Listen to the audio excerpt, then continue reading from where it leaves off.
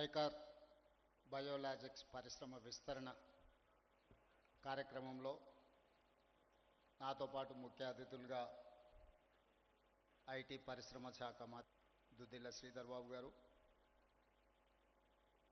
కార్మిక శాఖ గనుల శాఖ మంత్రివర్యులు జి వివేక్ వెంకటస్వామి గారు, మాజీ మంత్రివర్యులు శాసనసభ్యులు సుదర్శన్ రెడ్డి గారు, మేడ్చల్ రంగారెడ్డి జిల్లా కలెక్టర్ గారు,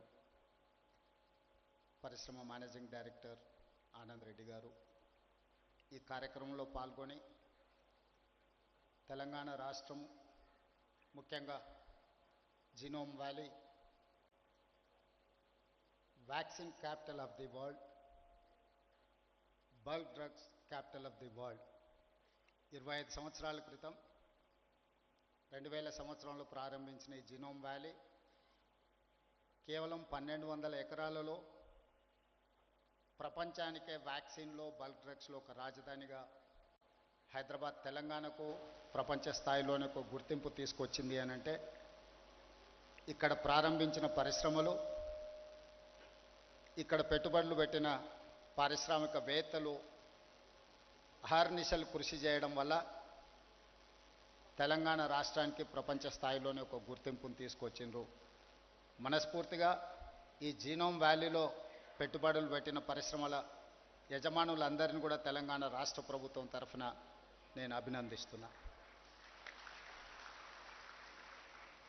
ఈరోజు దేశంలోనే వ్యాక్సిన్ ఉత్పత్తిలో 33% కేవలం జీనోమ్ వ్యాలీ నుంచే మనం ఉత్పత్తి చేస్తున్నామంటే, అదేవిధంగా బల్క్ డ్రగ్స్లో 40% ఈ ప్రాంతం నుంచే ఉత్పత్తి చేస్తున్నాము అని అంటే ఇక్కడి పరిశ్రమలు, పారిశ్రామికవేత్తలు ఎంత నిబద్ధతతో పనిచేస్తూ ఈరోజు దేశానికే పేరు తీసుకొచ్చింది.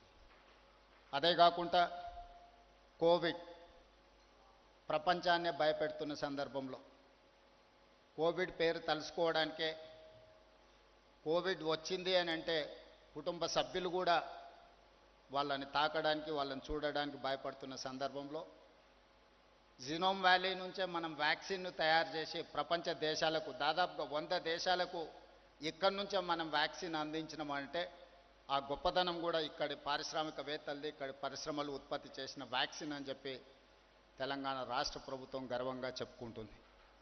ఈరోజు తెలంగాణ రాష్ట్ర ప్రభుత్వం,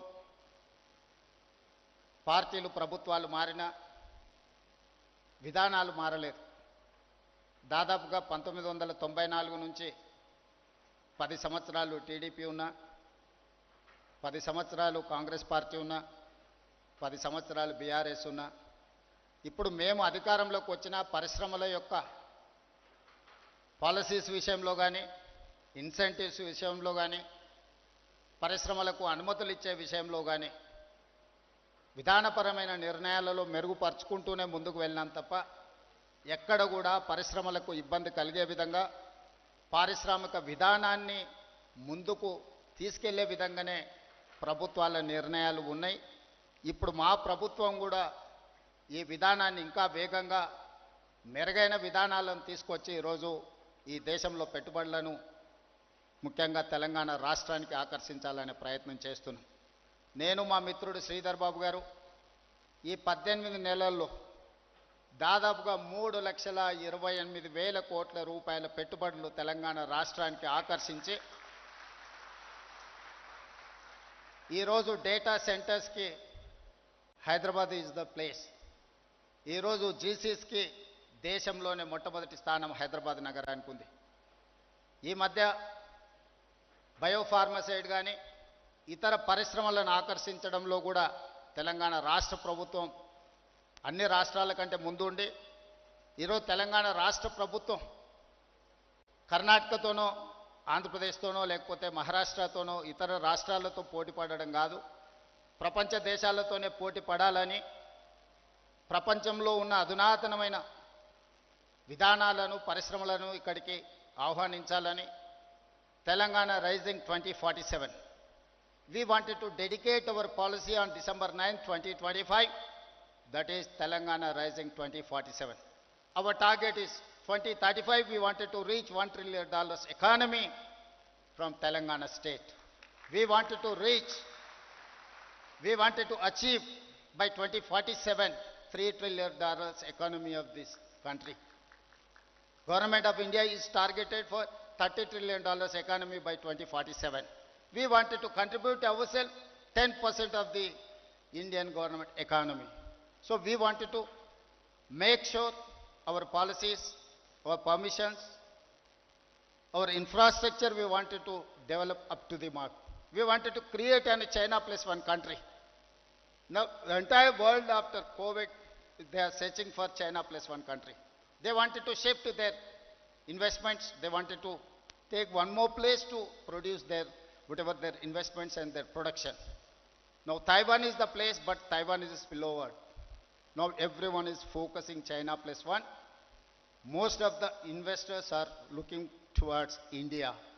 But my point is, I wanted to create alternate China plus one in Telangana state, Hyderabad. So that is why we are working hard to create an atmosphere and infrastructure and policies. I need your support, Genome Valley investors, and who wanted to invest in Telangana, India, in pharma, EV, electrical vehicles, and IT, in other sectors. Whoever wants to invest in India, please come. Please join with us in Telangana. We are there to support, we are there to encourage, we are there to give incentives and permissions. Thank you.